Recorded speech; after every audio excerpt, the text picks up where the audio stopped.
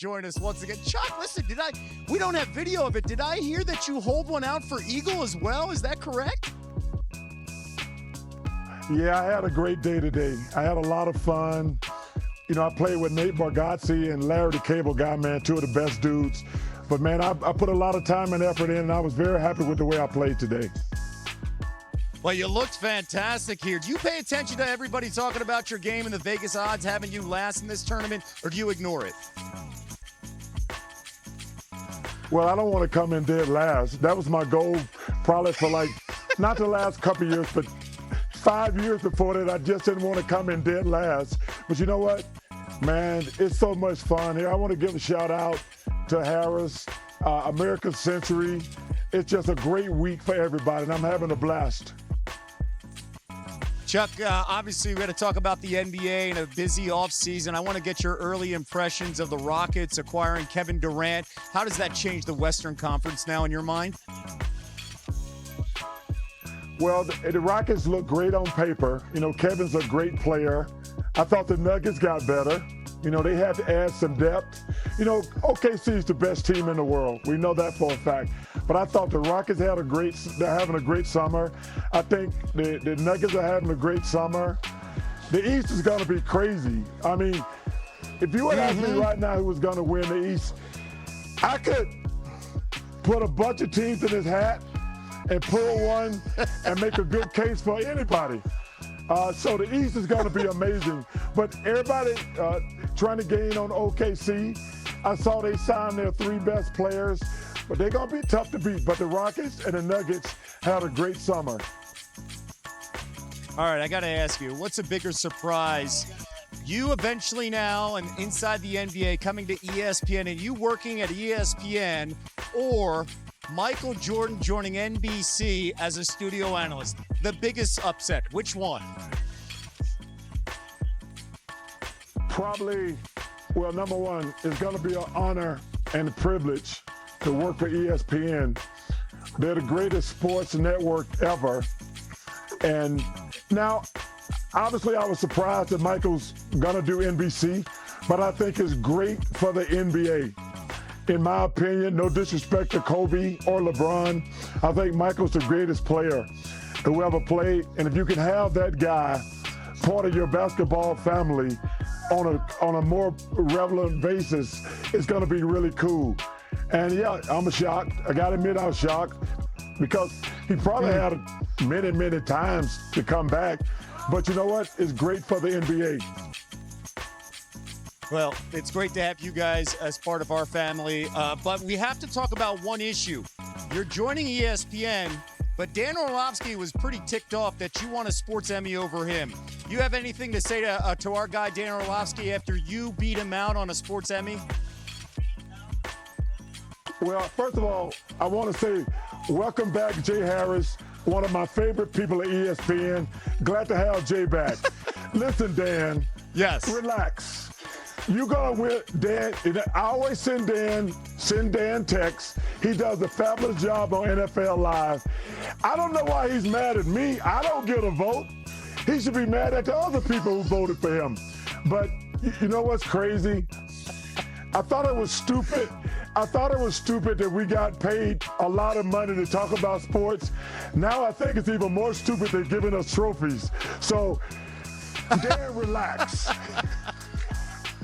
Well, Chuck, hit him straight. And by the way, I love your sentiment with our guy, Jay Harris. Great to see him back and healthy. We all love Jay. And by the way, welcome to the ESPN family, the entire Inside the NBA crew. Thank you so much for joining us. And you're not gonna finish last in Tahoe. I promise you that. I promise you that. I'm honored to come work for ESPN. Thank you. Jonathan in Maryland's been hanging on. Phone lines are lit, by the way, which I think is awesome, since we all will be tomorrow. What's going on, Jonathan? What? Is this thing on? This is definitely on. You're in vacay mode. What's up, Jonathan?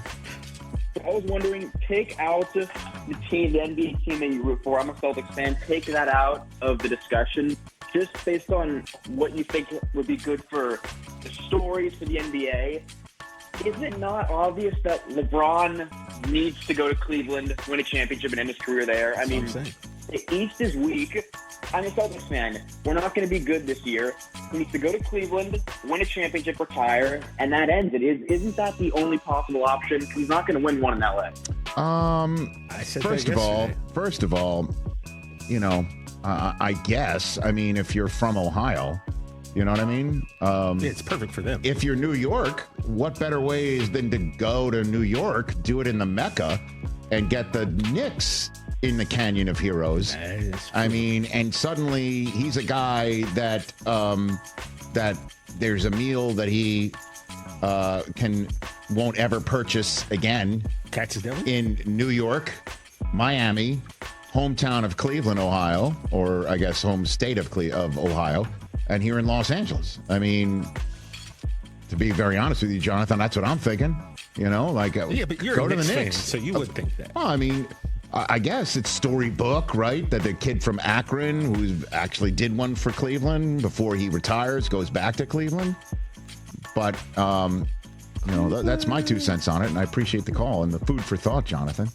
You know, I mean, but DeAndre Ayton is coming. Like, that business with it is the Dodgers cap an indication of his thoughts, but yeah. What's happening? No, I know that. And so what? 2-year deal. They now have the 1st and 3rd overall picks of the 2018 NBA draft. This is now the 9th first overall pick that LeBron has played with. Is that right? And maybe, you know, he'll take Spike Zempic, but for his attitude. Right? Sure. Luka's got on Spike Zempic for the Mavericks. People who are like, you drink too much. You're not taking care of your body. He's European. You're always falling apart at the end of the season. Take care of your body now. You know? So he's on Spike Zempic. He looks great. Maybe DeAndre Ayton can take, you know, what like Moda Zempic? You know? Add to Zempic. Added to Zempic? Yeah. I don't know. That's a long. I mean, we're spitballing here for RES Consulting. A lot of times these drugs don't make any sense. Because that's the whole business. It's just like, you know, in the same way that when Luka is done with the Mavericks, or the Mavericks are done with him, it's just like, yeah, there were concerns about signing him to the Supermax contract because of his body shape. Conditioning. To use an old ESPN2 phrase. You know, body shaping. You're not going to see Luka on body shaping. In 1997 on ESPN2 at 10:30 in the morning. Luka and Kiana Tom. You know I'll say your name one more time. Corey Anderson. Flex appeal. And you're hearing, you know, Ayton had a terrible attitude, complained when he was taken out of games, slam chairs, late for flights, late for meetings. Yeah. Brockman does that when we go to break sometimes, so that he slams chairs. So hear me out. Like my take. Let's say DeAndre Ayton plays to his capabilities. Okay.